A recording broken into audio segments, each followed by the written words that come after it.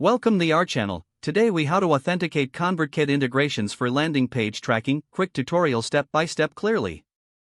To authenticate ConvertKit integrations for landing page tracking, start by logging into your ConvertKit account. Navigate to the integrations section on the left-hand sidebar. Look for the specific integration you want to set up for tracking.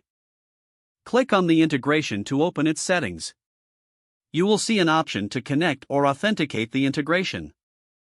Select the option to connect. A new window will pop up asking for your credentials or API key. Enter the required information accurately. After entering your details, click the Connect button. If the connection is successful, a confirmation message will appear. Now, return to your landing pages section in ConvertKit. Choose the landing page you want to track. Open the landing page settings by clicking on it. Scroll down to the tracking section within the settings. Here, you will find options to enable tracking. Toggle the tracking option to the on position.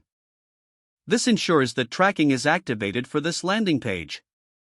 Save the changes you made to the landing page settings. Now, proceed to test the integration. Visit your landing page in a new browser tab. Complete a test submission to see if the data is captured correctly. Check the Reports or Analytics section in ConvertKit. Verify that the landing page traffic and submissions are being recorded.